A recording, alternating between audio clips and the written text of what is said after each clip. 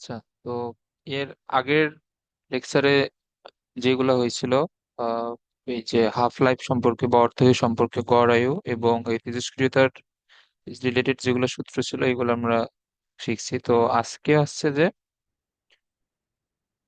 ভর ত্রুটি। সো ভর ত্রুটি এখানে সংজ্ঞাটা দেয়া আছে, এখানে খেয়াল করো। এখানে বলছে যে কোন একটা নিউক্লিয়াস গঠনকারী উপাদান সমূহের মোট ভর ওই নিউক্লিয়াসের প্রকৃত ভরের পার্থক্যকে ভর ত্রুটি বলা হয়। তো কোন নিউক্লিয়াস গঠনকারী পদার্থ বা উপাদান সমূহের মোট ভর, এখন একটা নিউক্লিয়াস তোমার গঠিত হয়, আমরা জানি যে প্রোটন এবং নিউট্রনের মাধ্যমে। ওকে, তো এখন এই কোনো একটা নিউক্লিয়াসের মধ্যে তোমার যদি এক্স সংখ্যক এই প্রোটন থাকে আর ওয়াই সংখ্যক যদি নিউট্রন থাকে, এবং আমরা ধরলাম যে প্রোটনের ভর, মানে একটা প্রোটনের ভর যদি এম অফ পি হয়, মানে মাস অফ প্রোটন, আর নিউট্রনের ভর, নিউট্রনের ভরকে আমরা যদি লিখি এম অফ এন বা মাস অফ নিউট্রন, তাহলে এটা হচ্ছে একটা প্রোটনের ভর এম পি আর আমার একটা নিউট্রনের ভর হচ্ছে এম এন। তাহলে যদি এক্স সংখ্যক প্রোটন এবং ওয়াই সংখ্যক নিউট্রন থাকে, তাহলে নিউক্লিয়াসের মোট ভর কি হবে? নিউক্লিয়াসের ভর হওয়া উচিত যে এক্স ইন্টু এমপি, মানে এটা আছে প্রোটনের মোট ভর, প্রোটনের সংখ্যা ইন্টু একটা প্রোটনের ভর, প্লাস নিউটনের সংখ্যা ইন্টু একটা নিউটনের ভর। এটা হওয়া উচিত ছিল একটা নিউক্লিয়াসের মোট ভর। বাট এটা প্র্যাকটিক্যালি বা এটা এক্সপেরিমেন্ট করে দেখা যায় যে প্রোটন এবং নিউটনের ভরের সমষ্টি করলে যেটা হয় তার চেয়ে নিউক্লিয়াসের প্রকৃত ভর কিছুটা কম থাকে। এখন আমরা যদি এটা ধরে নিই যে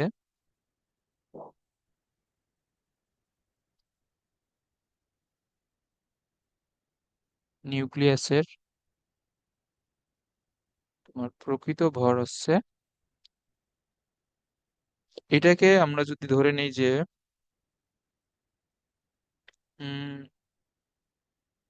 এম, এটা হচ্ছে নিউক্লিয়াসের প্রকৃত ভর, মানে এটা এক্সপেরিমেন্টালি যেটা পাওয়া যায়। আর এই যে তোমার এই প্রোটন আর নিউটনের ভর যোগ করার পরে যে ভরটা পাওয়া যায়, এটাকে যদি বলা হয় যে আহ এটাকে আমরা কি বলতে পারি, ধরো এটাকে উম এটার ওইভাবে কোনো নাম আসলে দেয় নাই। আচ্ছা, তো আমরা এটাকে এম ড্যাশ এস ধরে নিই। আচ্ছা, এম ড্যাশ ভর হওয়ার কথা নিউক্লিয়াসের, মানে মোট প্রোটন এবং নিউট্রনের ভর যোগ করলে এম ড্যাশ হওয়ার কথা, বাট পাওয়া যায় হচ্ছে এম। তাহলে ভর ত্রুটি এইখানে কি হবে? ভর ত্রুটি ডেল্টা এম দ্বারা যদি লিখি, এটা হবে থাকার কথা এম ড্যাশ আছে এম, এই দুইটার বিয়োগফল হচ্ছে ভর এই যে ত্রুটি। তো এম ড্যাশ কি? এম ড্যাশ হচ্ছে এক্স ইন্টু প্রোটনের ভর প্লাস ওয়াই ইন্টু নিউট্রনের ভর। ওকে, মাইনাস অ্যাকচুয়ালি যে পরিমাণ ভর পাওয়া যায় ওইটা। সো এটা হচ্ছে ভর ত্রুটির সূত্র। এখন তাহলে এই যে অবশিষ্ট ভর, মানে তোমার যে পরিমাণ ভর ওইখানে হারায় যায়, মানে যে পরিমাণ ভর থাকার এই যে কথা, প্রোটন এবং নিউটনের ভর যোগ করে যে পরিমাণ ভর থাকার কথা ওই পরিমাণ ভর থাকে না, তার চেয়ে কম থাকে। তাহলে যে পরিমাণ ভর কম থাকে সেটা আসলে কই যায়? কালকের ক্লাসে একটা সূত্র মেবি বলছিলাম, E is equal to M C square. এটা হচ্ছে ভর এবং শক্তির মধ্যে সম্পর্ক। ওকে, তো এটা হচ্ছে ভর এবং শক্তির মধ্যে সম্পর্ক। আর একটা জিনিস এইখানে মাথায় রাখতে হবে যে যে কোনো বন্ধন গঠিত হলে সেইখান থেকে শক্তি নির্গত হয়।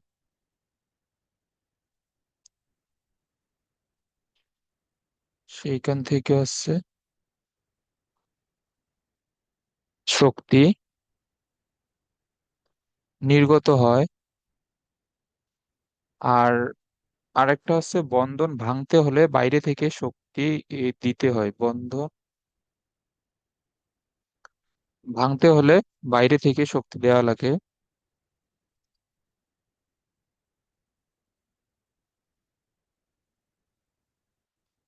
এটা হচ্ছে বাইরে থেকে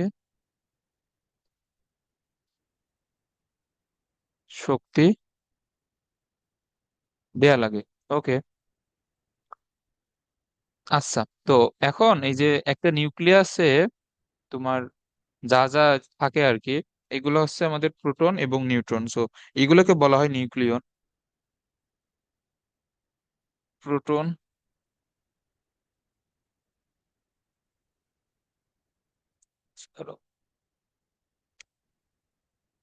প্রোটন এবং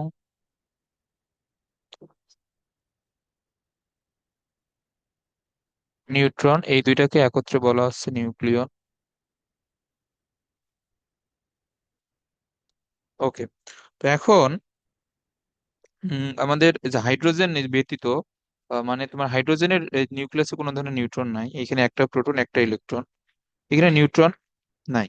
মানে তোমার হাইড্রোজেন এই ব্যতীত আর অন্যান্য সকল মৌলের নিউক্লিয়াসে কিন্তু প্রোটনও আছে, তোমার নিউট্রনও আছে। তো এই প্রোটন এবং নিউট্রন গুলাকে একত্রিত করে বা নিউক্লিয়ন গুলোকে একত্রিত করে মানে একটা নিউক্লিয়াস গঠনের জন্য বা এগুলাকে একত্রিত করে বন্ধন তৈরি করার জন্য এখানে এই কি হবে, একটা শক্তি নির্গত হবে।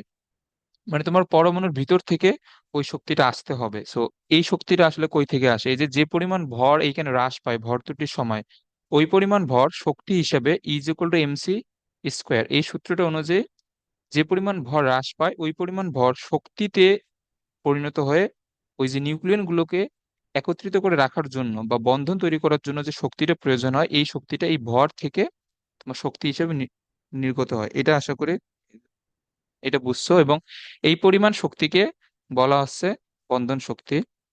এখানে খেয়াল করে যে প্রয়োজনীয় সংখ্যক নিউক্লিয়নকে একত্রিত করে নিউক্লিয়াস গঠন করতে যে পরিমাণ শক্তি নির্গত হয় বা নিউক্লিয়াসকে ভেঙে নিউক্লিয়ন গুলোকে তোমার পৃথক করতে যে পরিমাণ শক্তি প্রয়োজন হয়, উক্ত শক্তিকে নিউক্লিয়াসের বন্ধন শক্তি বলা হয়।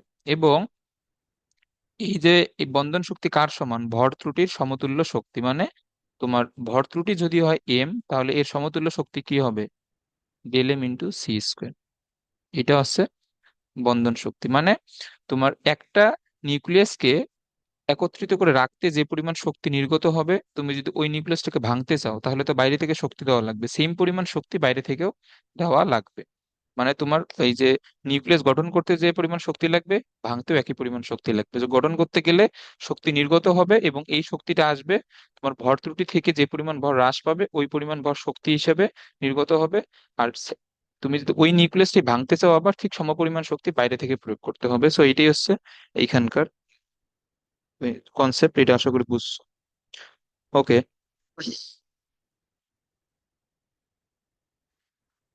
আচ্ছা।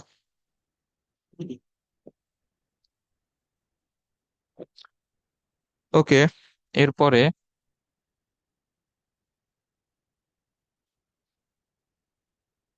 আচ্ছা, এখন এখানে একটা ম্যাথ আছে। এখানে এই যে খেয়াল করো।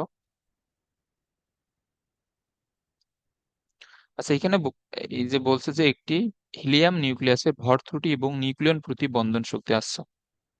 এখন নিউক্লিয়ন প্রতি বন্ধন শক্তি, এই এই টার্মটা সম্পর্কে আগে জেনে নেই যে নিউক্লিয়ন প্রতি বন্ধন শক্তি কি। ওকে।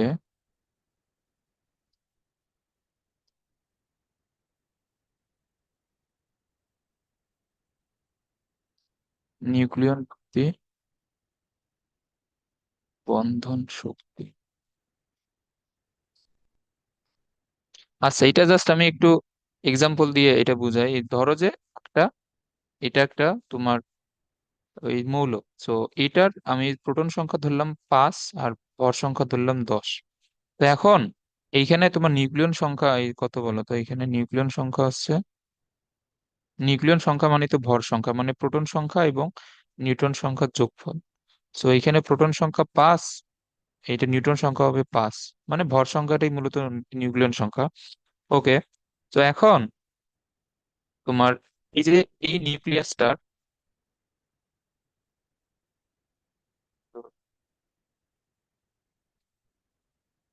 ওকে, এই নিউক্লিয়াসটার যে পরিমাণ ভর থাকার কথা, আমি ধরলাম যে এর এম পরিমাণ ভর থাকার কথা। আচ্ছা, বাট এটার তোমার এক্সপেরিমেন্টালি যে ভরটা পাওয়া যায়, মানে প্রকৃত ভরটা কি হবে, বা প্রোটন এবং নিউটনের মোট ভরের সমষ্টি থেকে অবশ্যই কম হবে, আমরা তো শিখলাম এটা ভর ত্রুটিতে। তো এক্সপেরিমেন্টালি ভরটা ধরলাম যে এম ড্যাশ, তাহলে এখানে ভর ত্রুটি কি হবে, তোমার এই যে যেটা মোট ভর থেকে এক্সপেরিমেন্টাল ভরটা বাদ দিলে যেটা পাওয়া যাবে সেইটা, তাহলে এর বন্ধন শক্তি কি হবে বলো তো? এটার বন্ধন শক্তি হচ্ছে তোমার ই সমান del M into C square. এখন এইটা হচ্ছে সবগুলা প্রোটন এবং তোমার নিউট্রনের জন্য, মানে এই বন্ধন শক্তিটা হচ্ছে পুরো নিউক্লিয়াসটার জন্য।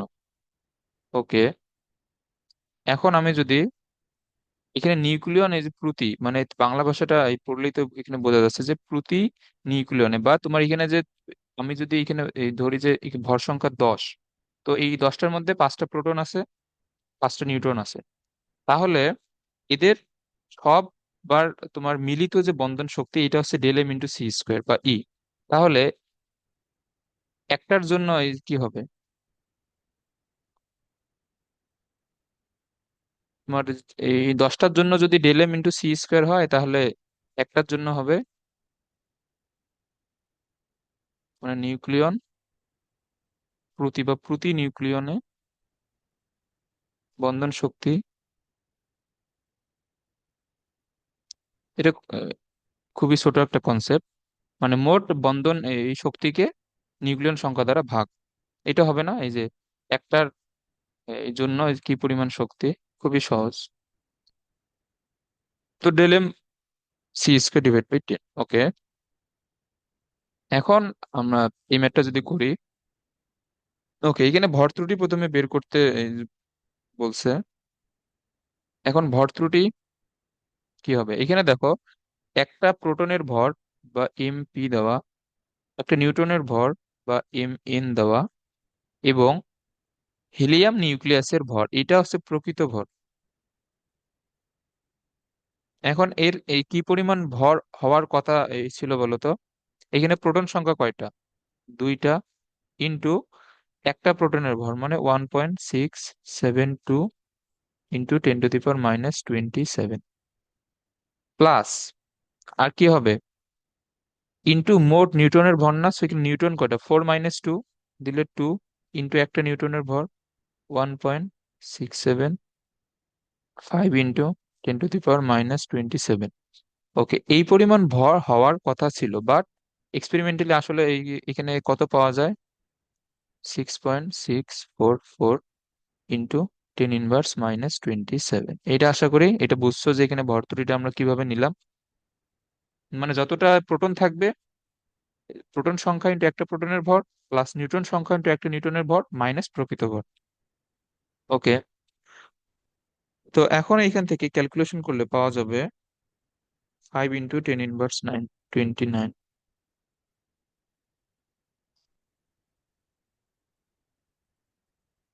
29 কেজি।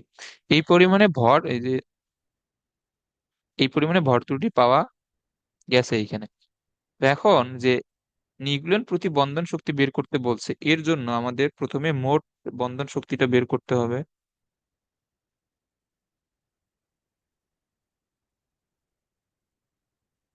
এখন মোট এই বন্ধন শক্তি এখানে কি হবে, del M into C square,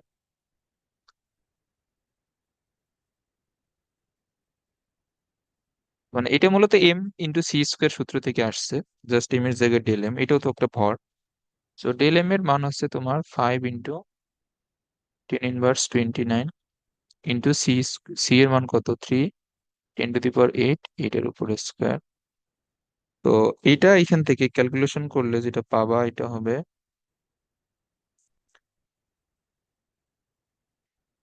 45 × 10⁻13 joule. So এখন এটাকে তুমি প্রথমে ইলেকট্রন ভোল্টে নাও, 1.6 × 10⁻19 দ্বারা এই ভাগ করে। তারপরে আমি যদি আবার মেগা ইলেকট্রন ভোল্টে নিয়ে আসি, তাহলে মেগা ইলেকট্রন ভোল্টে নিয়ে আসার জন্য 10⁻6 দ্বারা ভাগ করতে হবে আবার। মানে তখন তুমি এটা পাবা, এত মেগা ইলেকট্রন ভোল্ট। এখন যেটা বের করতে বলছে, এখন তোমার এটা যে ইলেকট্রন ভোল্ট বা মেগা ইলেকট্রন ভোল্ট এই এককে নিয়ে আসতে হবে এটা কোনো জরুরি না, তুমি জুল এককেও রাখতে পারো, কোনো সমস্যা নাই। এখানে যে বলছে নিউক্লিয়ন প্রতিবন্ধন শক্তি,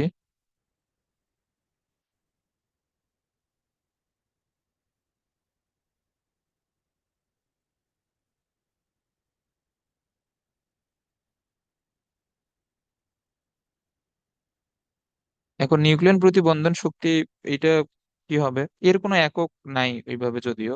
এটা কি হবে, ই ডিভাইড বাই এখানে নিউক্লিয়ন সংখ্যা কত, হিলিয়ামের জন্য 4 না, তাহলে মোট শক্তি ডিভাইড বাই 4।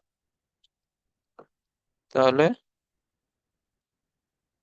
এত ডিভাইড বাই 4 দিলে এটা আসবে 7.03 মেগা ইলেকট্রন ভোল্ট। আবারও বলতেছি, এটা তুমি জুল এককেও রাখতে পারো, কোনো সমস্যা হবে না।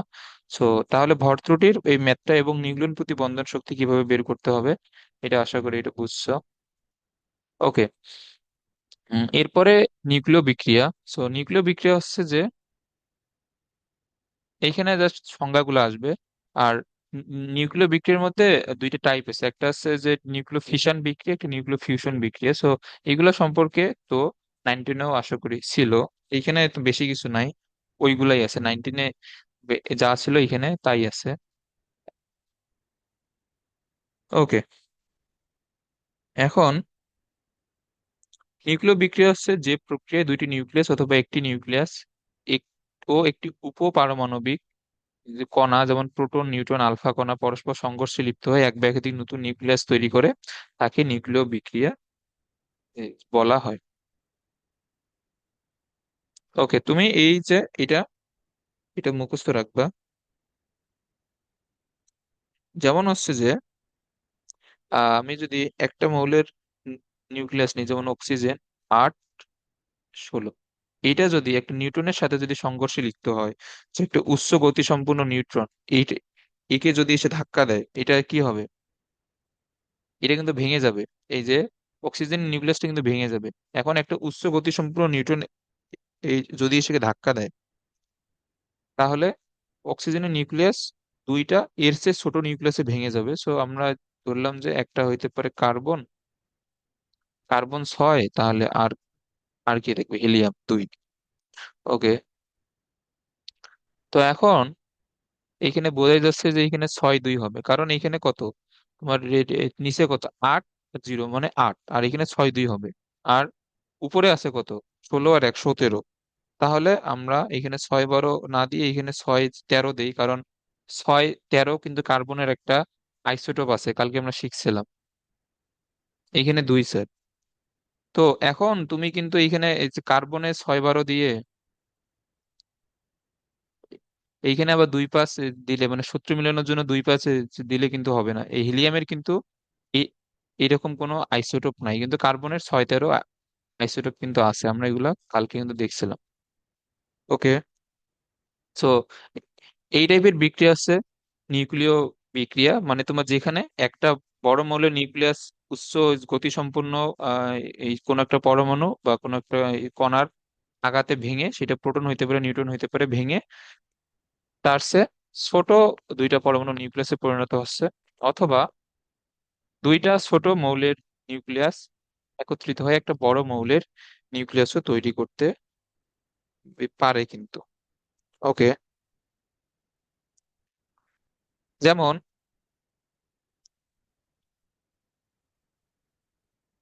আহ এইখানে মানে বইয়ে যেগুলো রিয়েকশন আছে আমি সেইগুলো এখানে একটু বুঝাই দিচ্ছি। ওকে, বাট এইগুলো রিয়েকশন যে তোমার এই পরীক্ষায় লিখতে বলবে এরকম কিন্তু না। এইগুলো রিয়েকশন তোমার পরীক্ষার জীবনেও লিখতে বলবে না, মানে সর্বোচ্চ তোমাকে এই জিজ্ঞেস করবে যে এই যে এমসিকিউতে এই ধরো যে এইখানে তোমার এই যে এই বিক্রিয়াটা দেওয়া, আর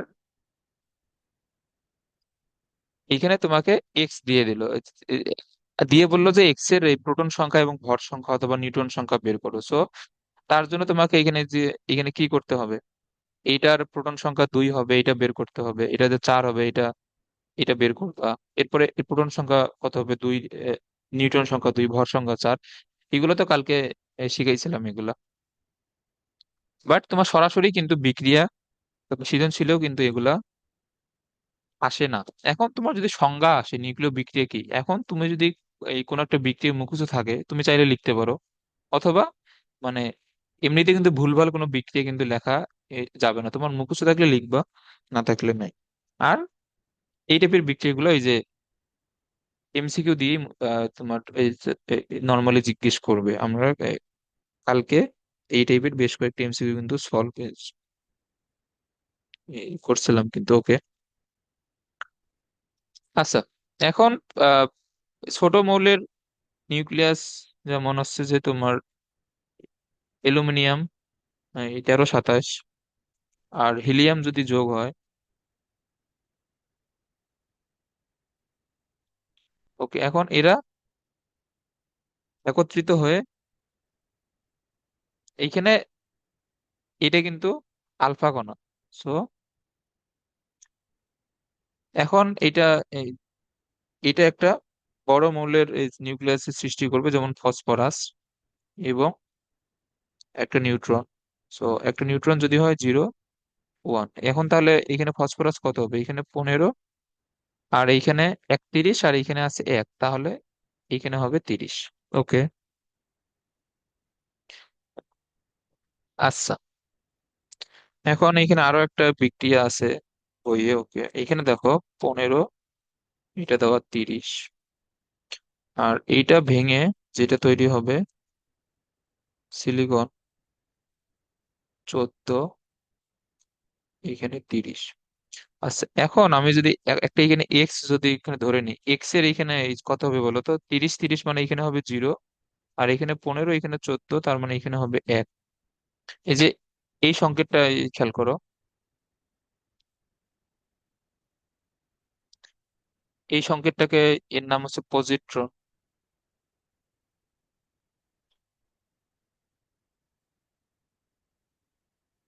এটা অবশ্যই ভালোভাবে এটা মুখস্থ রাখবো। সো এটার সংকেত হচ্ছে 1, 0। আর নিউটনের সংকেত কিন্তু উল্টা।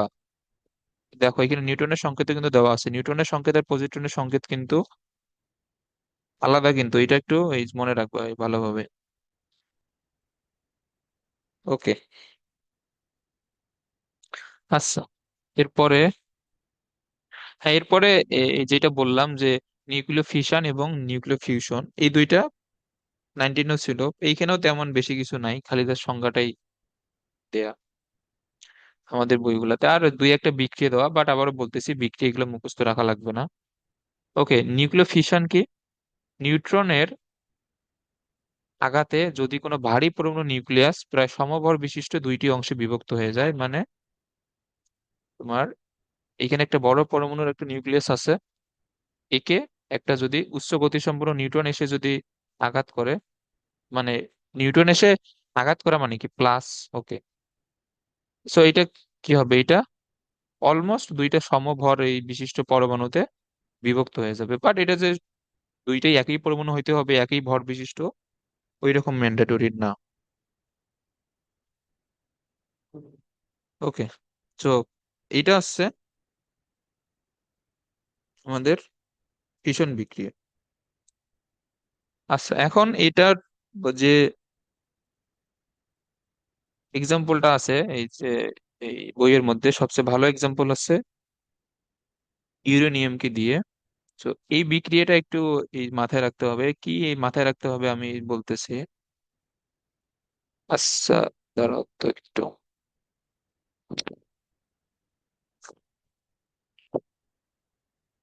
হ্যাঁ, হ্যাঁ, আমি বলো।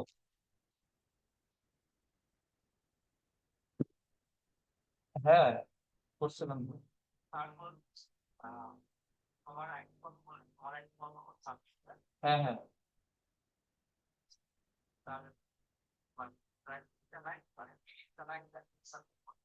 আচ্ছা আচ্ছা আচ্ছা আচ্ছা আচ্ছা। ঠিক আছে, আর বলবো।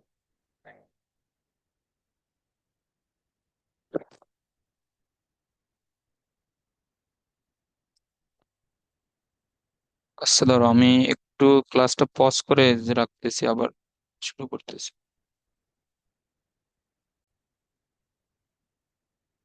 ওকে, এখন এই আবার এখানে খেয়াল করো। তো এটা আছে ইউরেনিয়াম 92 to 35। এখন এটা যদি একটা উচ্চ গতিসম্পন্ন নিউট্রন এসে যদি এই যে অনেক বড় পারমাণবিক সংখ্যা বিশিষ্ট একটা নিউক্লিয়াসকে যদি আঘাত করে একটা নিউট্রন, 0, 1 এইখানে, তাহলে সেই ক্ষেত্রে কি হবে? অবশ্যই এই নিউক্লিয়াসটা ভেঙে তোমার কাছাকাছি ভর সম্পন্ন দুইটা ভিন্ন নিউক্লিয়াসে পরিণত হবে। সো এটা যে একদমই কাছাকাছি হবে তা না। যেমন এইখানে তোমার উৎপন্ন হবে বেরিয়াম এবং ক্রিপ্টন।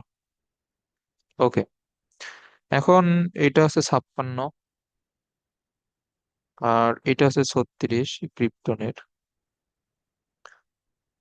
এইখানে হচ্ছে 141, এইখানে হচ্ছে 36, 92। ওকে,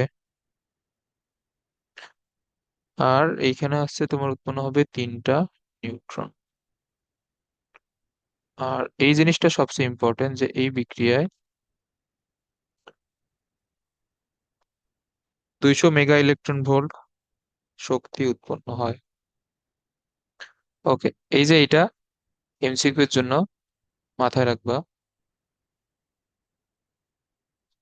ওকে, যে এইখানে 200 মেগা ইলেকট্রন ভোল্ট শক্তি উৎপন্ন হয়। আর এখন দেখো এইখান থেকে এমসিকিউ এই যে কিভাবে আসবে, তোমার এই যে পুরো বিক্রিয়াটা দিয়ে দিবে, হয়তো তোমাকে এই অংশটুকু ফাঁকা রাখবে, দিয়ে এখানে এক্স দিয়ে দিবে, যে এখন বলবে যে এই ভর সংখ্যা অথবা প্রোটন সংখ্যা অথবা নিউট্রন সংখ্যা বের করতে। So এখন তো এগুলা এগুলো পারবাই।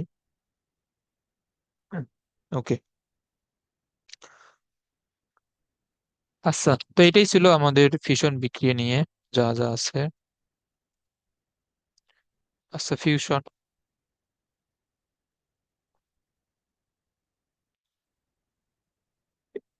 ফিউশন বিক্রিয়া হচ্ছে তোমার ফিশন বিক্রিয়ার উল্টা। হুম। এইখানে কি, এইখানে হচ্ছে যে তোমার এই যে এই দুইটা ছোট নিউক্লিয়াস এখানে পরস্পর যুক্ত হয়ে একটা বড় এই পরমাণু নিউক্লিয়াস তৈরি করবে। তো এটাই হচ্ছে এই ফিউশন। তো এখন এইখানে কি হবে বলতো? এইখানে কিন্তু বন্ধন তৈরি হচ্ছে। তো বন্ধন তৈরি হলে কি হয়, এখানে শক্তি নির্গত হবে।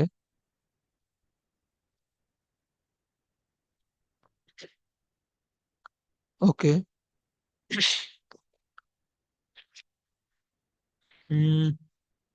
যেমন এইখানে এক্সাম্পল হিসেবে দেখানো যায় যে অক্সিজেনের কত 8, 16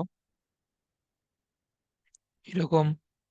এই যে এই যে দুইটা অক্সিজেনের পরমাণু যুক্ত হয়ে এখানে সালফার 16, 32 সৃষ্টি করবে। তো এটাই হচ্ছে ফিউশন বিক্রিয়া।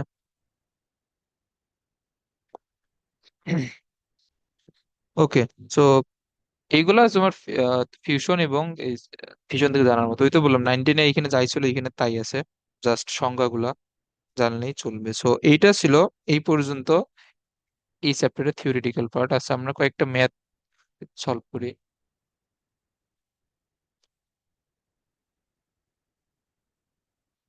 আচ্ছা, কালকে একটা জিনিস বলা হয় নাই, এটা হচ্ছে কালকে আমরা যখন এই তেজস্ক্রিয়তা যখন এই পড়ছিলাম।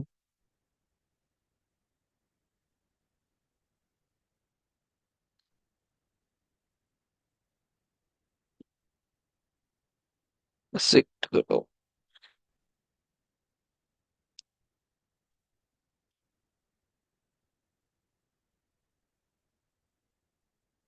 ওকে, এখন এই যে তোমার তেজস্ক্রিয়তার যে একক,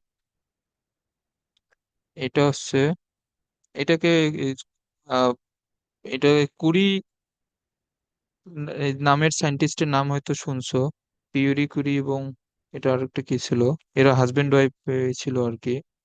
তো এরা এই তেজস্ক্রিয়তা, এই যে আমরা যে তেজস্ক্রিয় তা যে পড়লাম যে আলফা বিটা এবং গামা রশ্মির যে সৃষ্টি হয়, এটা হচ্ছে এরাই এই প্রথম পর্যবেক্ষণ করছে। এখন এই যে তেজস্ক্রিয়তার যেটা তেজস্ক্রিয়তার ইসাই একক, তো এটার ইসাই একক হচ্ছে বেকেরেল। এটা কালকে লিখে দেওয়া হয় নাই। ওকে, তো এটার এটার যেটা ইসাই একক মানে বর্তমানে যেটা ইউজ করা হয় এটা হচ্ছে বেকেরেল।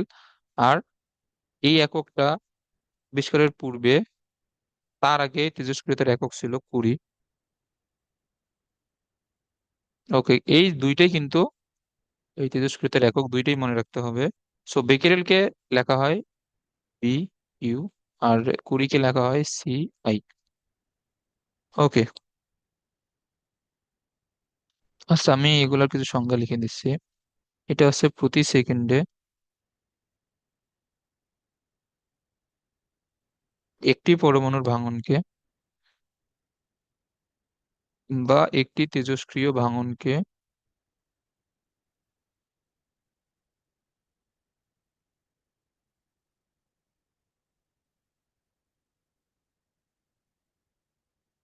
এক বেকেরেল বলে।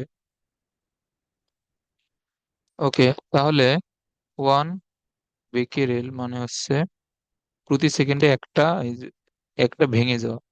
সো ভাঙাকে বা তোমার শেষ হয়ে যাওয়াকে ইংরেজিতে বলা হয় ডিকে। সো এটা হচ্ছে one decay per second. Okay, আর এক কুড়ি সমান হচ্ছে যে সেকেন্ডে 3.7 into 10 to the power 10 decay per second. তাহলে প্রতি সেকেন্ডে বা 3.7 ইন্টু 10 টু দি পাওয়ার 10 এত সংখ্যক এই ভাঙনকে বলা হয় এক কুড়ি। তাহলে ওয়ান ডিকে পার সেকেন্ড যেহেতু এক বেকেরেল, তাহলে আমরা এখানে কি লিখতে পারি, এত বেকেরেল। ওকে, তাহলে এটা হচ্ছে কুড়ি এবং বিকিরণের মধ্যে সম্পর্ক, এবং দুইটাই কিন্তু তেজস্ক্রিয়তারই একক।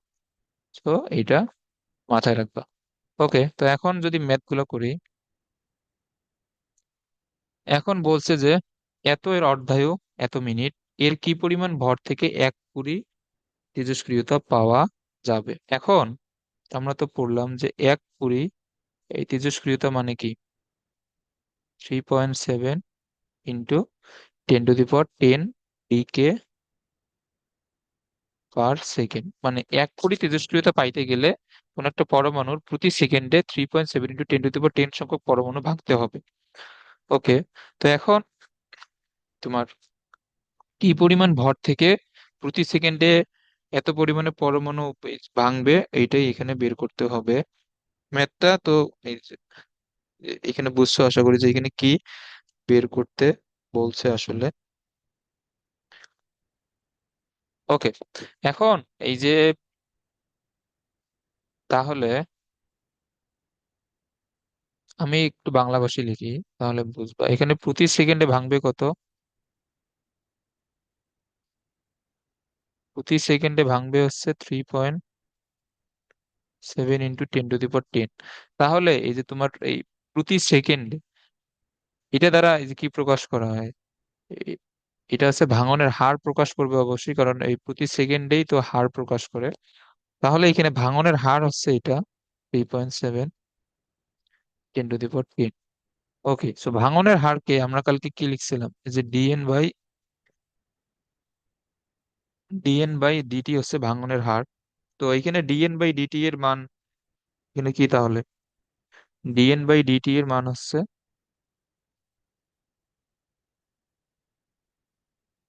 3 ইন্টু 10 টু দি পাওয়ার 10। এখন এটা প্লাস হবে নাকি মাইনাস হবে, ডিএন কি, এইখানে ডিএন হচ্ছে তোমার কি পরিমাণে পরমাণু ভাঙতেছে, ডিটি হচ্ছে সময়। সো এখন এই যে ডিএন, এটা কি হবে সময়ের সাথে সাথে এই ধীরে ধীরে কমতে থাকবে। সো আমরা এটা কিন্তু কালকে দেখছিলাম কিন্তু, সো এই জন্য সামনে একটা কি হবে, মাইনাস হবে।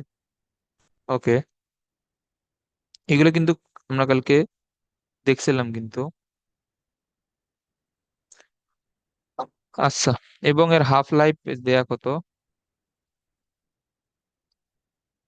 এর হাফ লাইফ দেওয়া হচ্ছে 26.8 মিনিট। ওকে, আচ্ছা। তো এখন আমরা এখানে যে সূত্রটা ইউজ করব এটা হচ্ছে dn/dt সমান এটা কি ছিল, ল্যামডা ইন্টু এন। ওকে, এখন এই ল্যামডা কি, ল্যামডা হচ্ছে ক্ষয় ধ্রুবক, ল্যামডা কই থেকে বের করব? ল্যামডা হচ্ছে লন টু বাই টি হাফ। এগুলো সূত্র আমরা কালকে কিন্তু শিখছিলাম। ওকে,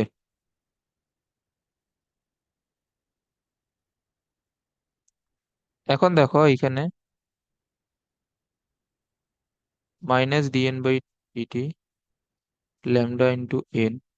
এখন -dn/dt এর মান কত? এই যে এটা 3.7 ইন্টু 10⁻10। আর এইখান থেকে ল্যামডার মান আমরা আহ, আচ্ছা এইখানে যদিও এটা বের করে দেখাই নাই।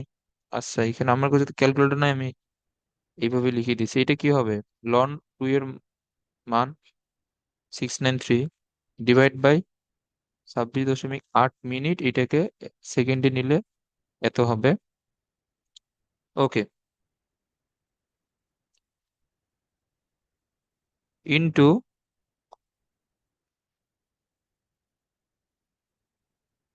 এন। আচ্ছা, এন এইখানে কি বলতো,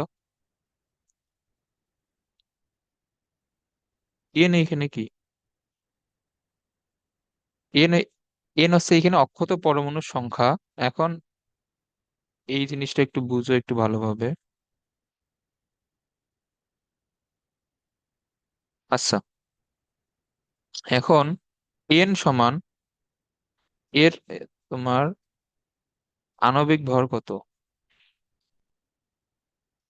আণবিক ভর তো দেওয়া, এই সংকেতে দেখো এটা হচ্ছে 214 আণবিক ভর।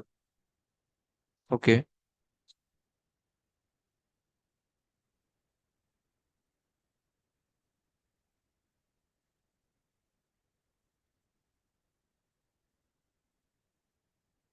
আচ্ছা, এখন এর আণবিক ভর হচ্ছে 214।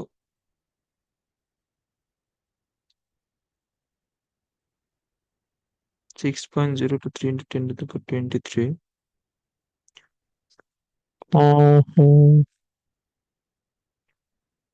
এখানে এন এর মান আমরা যদি এন যদি বের করি যে অক্ষত পরমাণু সংখ্যা, তাহলে দেন আসছে যে এখানে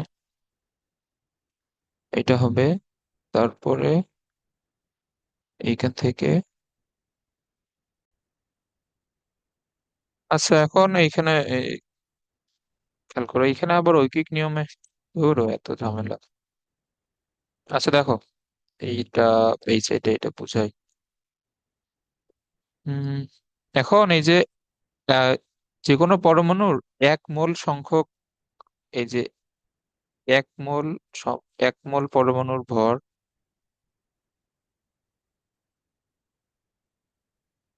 1 মোল পরমাণুর ভর মানেই তো তার আণবিক ভর, আমরা তো এটা জানি। ওকে, তাহলে 1 মোল পরমাণুর ভর যদি তার আণবিক ভরের সমান হয়, তাহলে 1 মোল সংখ্যক পরমাণু মানে অ্যাভোগাড্রো সংখ্যক। আচ্ছা, তাহলে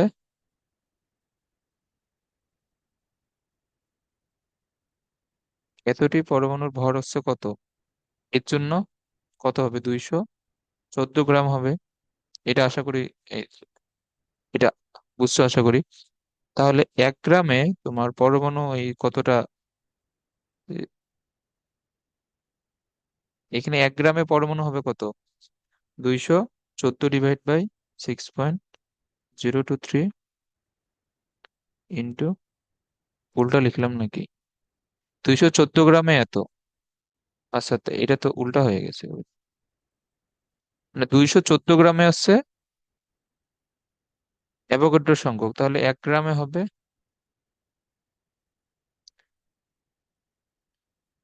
অ্যাভোগাড্রো নাম্বার ডিভাইড বাই 214। ওকে, এখন এটা হচ্ছে 1 গ্রামের এই জন্য এতটা পরমাণু এখানে আছে। ওকে, এখন এখানে বলি, এখানে তোমার এন এর মান একটা তো আসবে। এন এর মান একটা আসলো। ওকে, এখন এন সমান ধরো যে এতটি পরমাণু।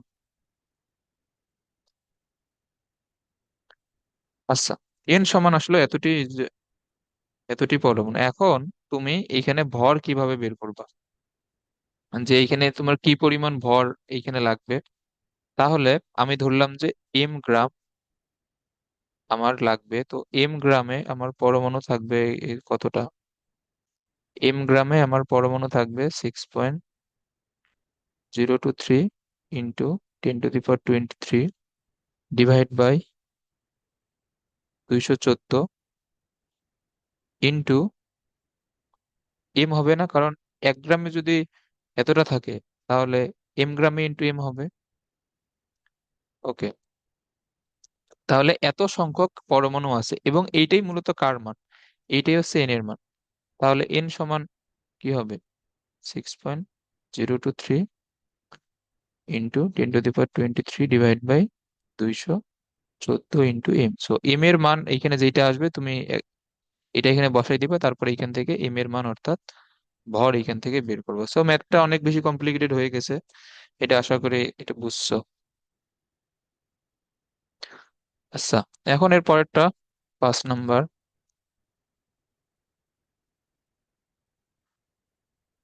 ওকে, এখানে বলছে যে এক খণ্ড রেডিয়াম 5,000 বছর তেজস্ক্রিয়তা বিকিরণ নিঃসরণ করে 1/8 পরিণত হয়। রেডিয়ামের অবক্ষয় ধ্রুবক বা ল্যামডার মান বের করো। ওকে, এখন এইখানে প্রশ্ন পড়ে যেটা যে বুঝতে হবে যে তোমার টাইম দেওয়া 5,000 বছর। এখন 5,000 এই বছর পরে এ 1/8, 1/8 অংশে পরিণত হয়েছে। ওকে, তাহলে তোমার 5,000 এই বছর পর অবশিষ্ট পরমাণুর সংখ্যা কি হবে? আদি পরমাণুর 8 ভাগ। ওকে, তো এখন মেইন সূত্রটা লেখো।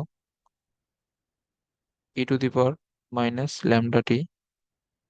So n by n naught e⁻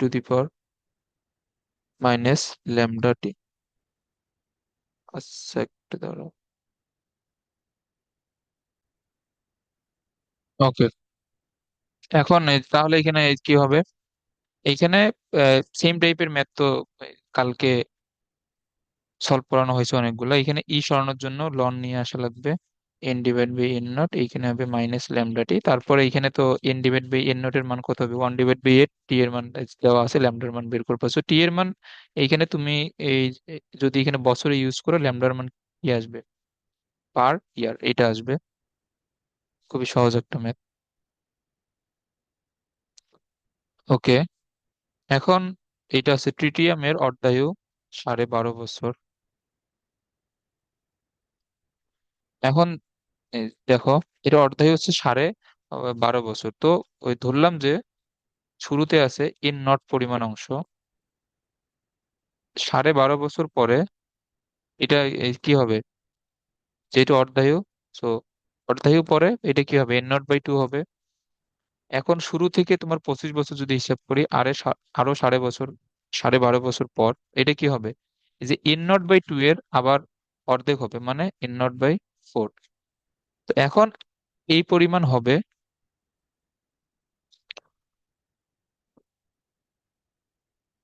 ওকে, এখন এখানে যে বলছে যে কি পরিমাণ অবশিষ্ট থাকবে, সো এটা কি? এটা হচ্ছে এন এর মান। তাহলে তোমার এন কি? এন হচ্ছে কত পরমাণুর সংখ্যা?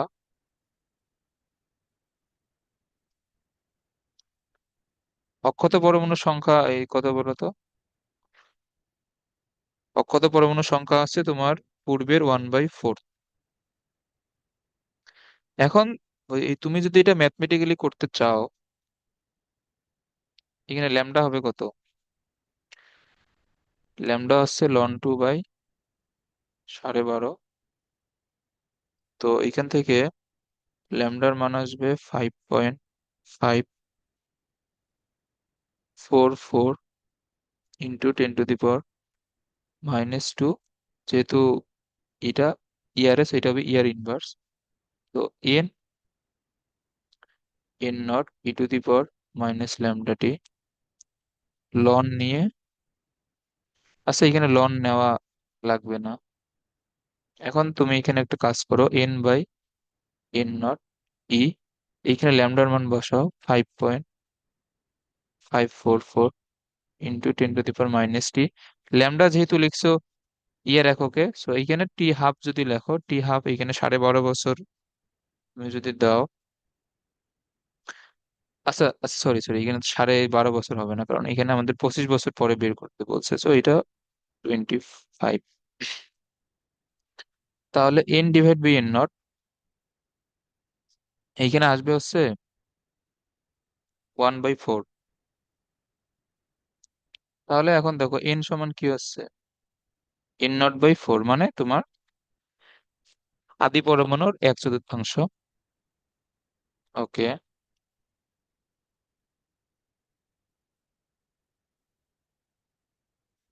আচ্ছা, রেডিয়ামের অর্ধায়ু বা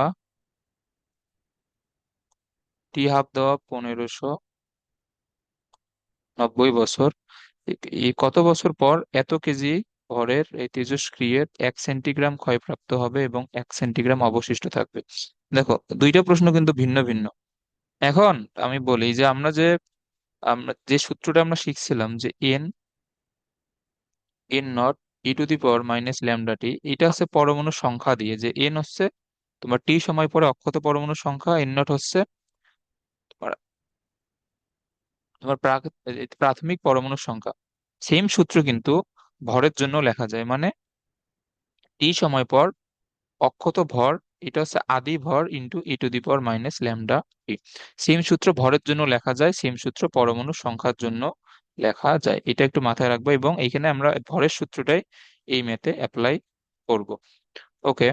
এখন এইখানে যদি ল্যামডার মানটা শুরুতে বের করে নেই, যে ln 2/1590 দিলে এটা আসবে 4.358 ইন্টু 10⁻⁻4 ইয়ার ইনভার্স 1। ওকে, এখন বলছে যে 1 সেন্টিগ্রাম ক্ষয়প্রাপ্ত হবে। ওকে। এখন এম হচ্ছে আমাদের অক্ষত অক্ষত পরমাণুর ভর, যেমন এন ছিল কি অক্ষত পরমাণুর সংখ্যা, তো এখানে এম হবে অক্ষত পরমাণুর ভর। তো এখন 1 সেন্টিগ্রাম, 1 সেন্টিগ্রাম এটা মানে কি আবার?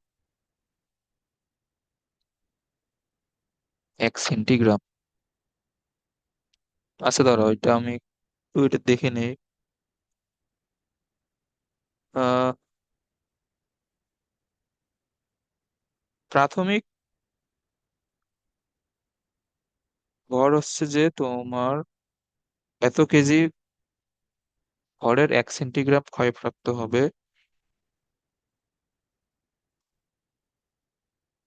সেন্টিগ্রাম আছে, দাঁড়াও আমি তো এটা নিজেই, হোয়াট ইজ সেন্টিগ্রাম?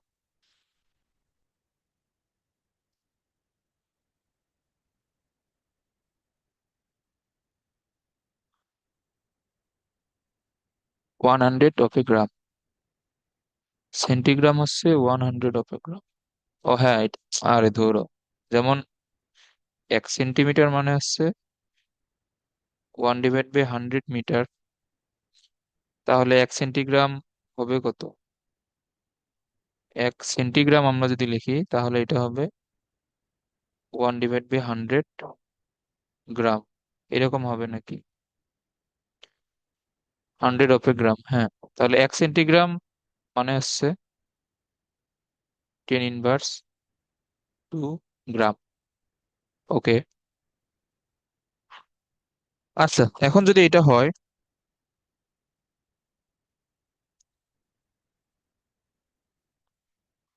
আচ্ছা তো আমাদের এই যে প্রারম্ভিক ভর 1 নম্বরের জন্য, ধরো 1 নম্বরের জন্য যেটা প্রারম্ভিক ভর, এটা কত? এম নটের মান কত? এটা হচ্ছে 1 × 10⁻²কেজি। ওকে।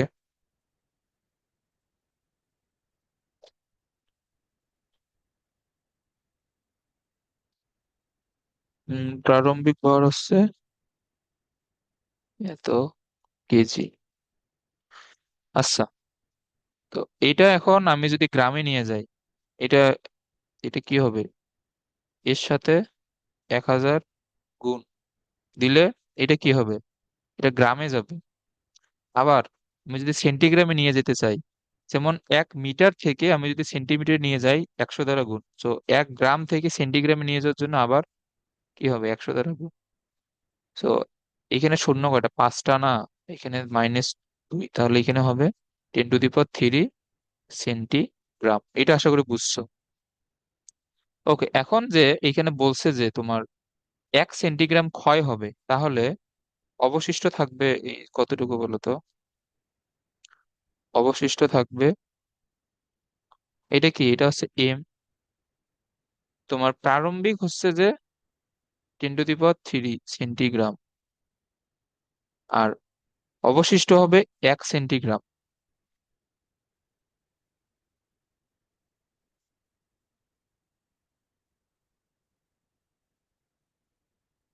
ওকে, এখন এটা কত হবে? 1000 - 1, মানে 999। আচ্ছা, এখানে বইয়ে যেভাবে করছে, বইয়ে হচ্ছে যে তোমার 10⁻³ কেজি। 10⁻³ কেজি মানে 1 গ্রাম।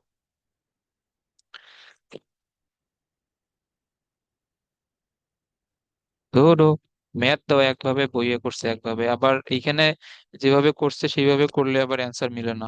আচ্ছা দাঁড়াও, ওকে, এইখানে আমি টেন টেন ইনভার্স থ্রি ধরে যদি এটা করি, তাহলে অ্যান্সার মিলবে, না হলে অ্যান্সারে মাইনাস আসে। আচ্ছা, এটা তুমি 10⁻³ ধরে এটা করো। ওয়েট,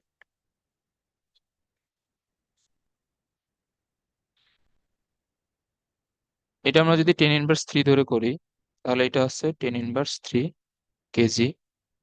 সো 10⁻³ এটা কেজি থেকে গ্রামে নিয়ে যাওয়ার জন্য 1000 গুণ, তাহলে এটা হবে 1 গ্রাম। ওকে, এখন তোমার এই যে এম কি হবে? অবশিষ্ট এম নট মাইনাস কি পরিমাণ ক্ষয় হয়েছে ওইটা বিয়োগ দাও। ক্ষয় হয়েছে 1 সেন্টিগ্রাম। ওকে। আচ্ছা, এখন 1 গ্রাম আর 1 সেন্টিগ্রাম মানে কত? 10⁻² গ্রাম না? আমি যদি এটাকে গ্রাম এককে লিখি, তাহলে এটা কত হবে? 1 - 0.01, তাহলে এটা হচ্ছে তোমার 0.99 গ্রাম এককেই থাকুক। তাহলে এটা হচ্ছে এম নট এর মান। তাহলে সূত্রটা কি হবে? m = m0 e⁻⁻λt। এম এর মান হচ্ছে 0.99, এম এর এম নট এর মান 1, e⁻ল্যামডার মান তো পাইছি, এখান থেকে টি এর মান বের করবা। এটা আসবে কোন এককে? টি আর এককে। আর 2 নম্বরের জন্য কি হবে? 1 সেন্টিগ্রাম অবশিষ্ট থাকবে। এম কি হবে বলো তো? মানে অবশিষ্ট ভরই হবে 1 সেন্টিগ্রাম। এটা কত হবে? 10⁻² gram. So m = m0 e⁻ lambda তো সেম। এখন এম এর মান 10⁻², এর মান হচ্ছে 1 e⁻ল্যামডা টি। সো এটা টি ড্যাশ ধরে নাও। সো এখান থেকে টি এবং টি ড্যাশের মানটা জাস্ট বের করবা। ওকে।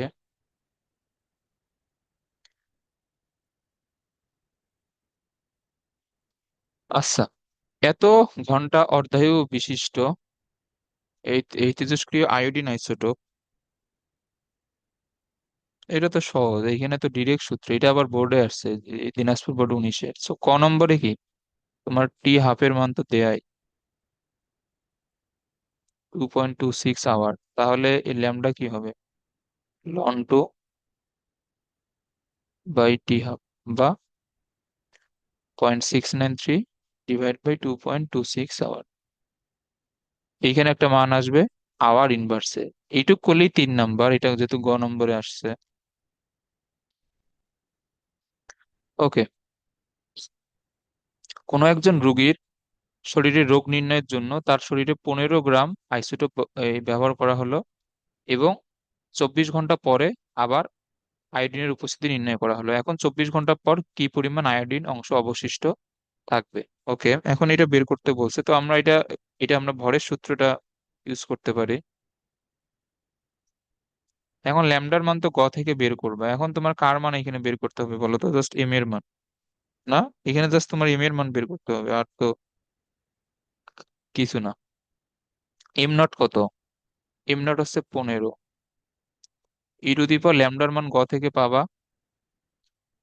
আর এইখানে টি, যেহেতু ল্যামডা আওয়ার ইনভার্সে, সো এখানে 24 আওয়ার দিব। ওকে, তো এইখানে তুমি এম এর একটা মান এইখান থেকে পাবা। ওকে, এখন শতকরা বের করতে বলছে, তো এখন এটা কি হবে, M divide by M naught. So এটা তুমি ভাগ করলে পেয়ে যাবা অলমোস্ট 6.31 ইন্টু 10^4। সো এটাকে 100% নিলে আসবে 0.063%। এটা অ্যান্সার, এত সহজ একটা ম্যাথ, এটা বোর্ডে আসছে। আচ্ছা, তো এগুলা ম্যাথ আছে, ধরো আমরা আরেকটা এই টপিকের আরেকটা ম্যাথ সলভ করি। হ্যাঁ, এইটা খেয়াল করো।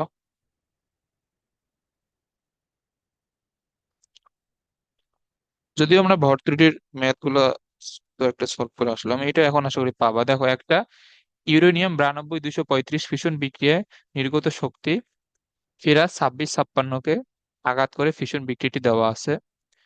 ইউরেনিয়ামের ভর এত এএমইউ দেওয়া, বেরিয়ামের ভর এত এএমইউ এত, ফিশন বিক্রিয়াটির ভর ত্রুটি।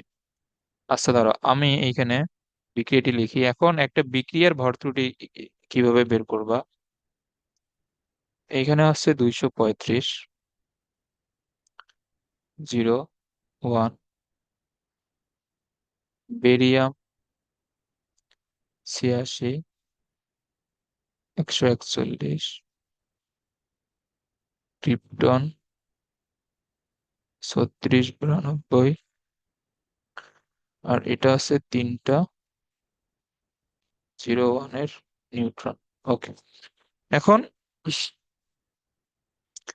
বিক্রিয়ার তোমার ভর ত্রুটি নির্ণয় করতে হবে এইভাবে, যে বাম দিকের মোট ভর বিয়োগ ডান দিকের মোট ভর। সো এইটা করলেই তোমার বিক্রিয়াটা ঘটাইতে কি পরিমাণে শক্তি লাগবে, এই শক্তিটা তোমার যে পরিমাণ ভর হ্রাস পাবে এখানে, ওই ভরটা শক্তি হিসেবে এখানে নির্গত হবে। ওকে, তাহলে এখন এখানে ভর ত্রুটি কি হবে, ভর ত্রুটি হবে ইউরেনিয়ামের ভর প্লাস নিউটনের ভর, এটা হচ্ছে বাম দিকে, মাইনাস ডান দিকে হচ্ছে বেরিয়ামের ভর প্লাস ক্রিপ্টনের ভর প্লাস তিনটা নিউটনের ভর। ওকে, তো এখন দেখো এখানে ভরগুলা সব দেওয়াই আছে। এটা ইউরেনিয়ামের ভর হচ্ছে 235.04, এটা হচ্ছে একটা নিউটনের ভর না, এটা কই দেওয়া আছে, আহ বেরিয়াম, এই যে দেখো, এই যে এইখানে দেওয়া আছে, এটা হচ্ছে 1.008। আর এম বি, এটা হচ্ছে বেরিয়ামের ভর দেয়া আছে না 140.91। ক্রিপ্টনের ভর দেওয়া কত? ক্রিপ্টনের ভর দেওয়া হচ্ছে 91.91, আর 3 ইন্টু একটা নিউটনের ভর 1.008। ওকে, এখন এটা করলে পাবা 0.0204 AMU, যেহেতু সবগুলো একক AMU তে দেওয়া, সো এটা অ্যান্সার আসবে AMU। সো এটাই হচ্ছে ভর ত্রুটি। ওকে, ফিশন বিক্রিয়ায় নির্গত শক্তি এতকে ভাঙতে পারবে কিনা। এখন দেখো, এটা হচ্ছে তোমার যেটা প্রশ্ন খ নম্বরে, মানে এখন আমরা আগে ওই বের করব যে ফিশন বিক্রিয়ায় কি পরিমাণ শক্তি উৎপন্ন হচ্ছে। ফিশন বিক্রিয়ায়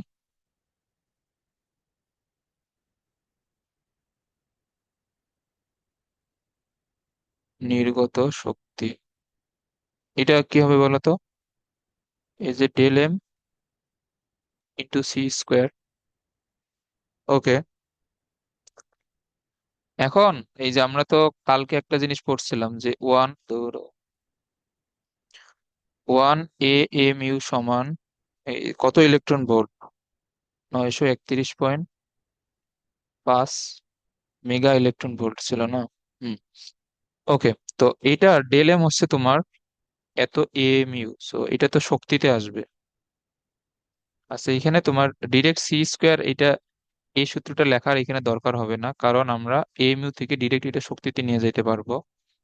এটা ছিল কত? 0.204 AMU। সো এটা আমরা যদি ডিরেক্ট শক্তিতে নিয়ে যাই, এটা কত হবে? 931.5।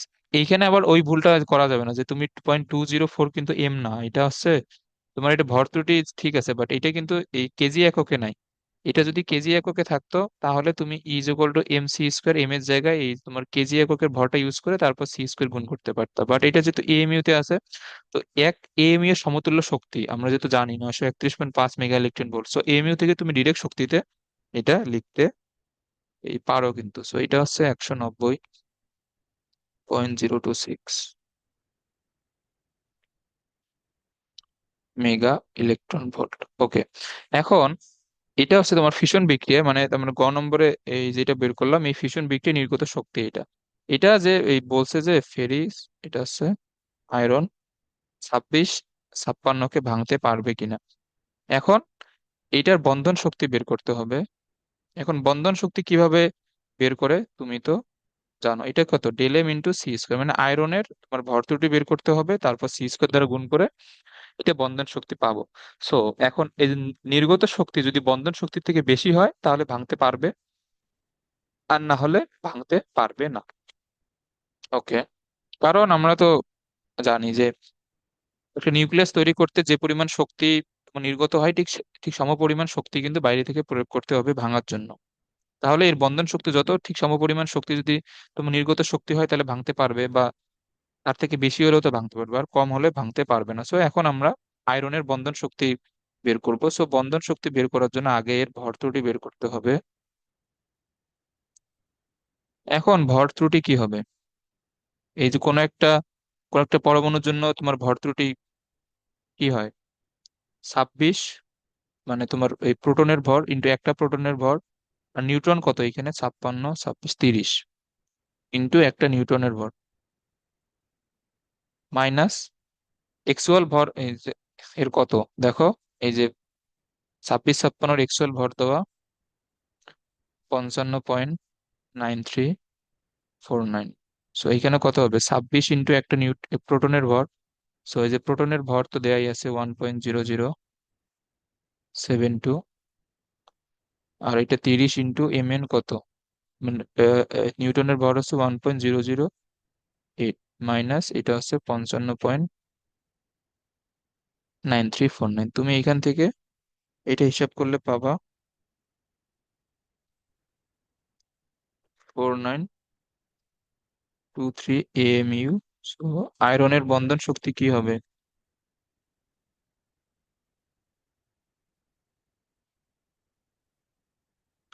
আয়রনের বন্ধন শক্তি ই ড্যাশ এএমইউ থেকে আমরা ডিরেক্ট মেগা ইলেকট্রন ভোল্টে যদি লিখি, ইলেকট্রন ভোল্ট কিন্তু একটা শক্তির একক, সো এটা শক্তির একক হবে। তো এটা হবে 458.577 মেগা ইলেকট্রন ভোল্ট। সো আমি যেটা বললাম যে এখন যেহেতু বন্ধন শক্তিটা বড়, সো এটা নির্গত শক্তি এই যে আয়রনের নিউক্লিয়াসকে ভাঙতে পারবে না। ওকে, এই ম্যাথটা আশা করি এটা বুঝছো তো।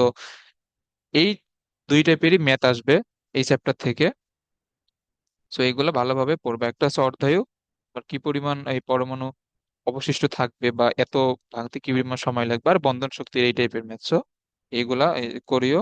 আর আমি টেস্ট পেপার দিয়ে দিবো, আর তোমার কাছে যেগুলো গাইড বই আছে ওইখান থেকে ওইগুলা সলভ করবো। আর কোনো সমস্যা হলে অবশ্যই বলবো এই চ্যাপ্টার থেকে।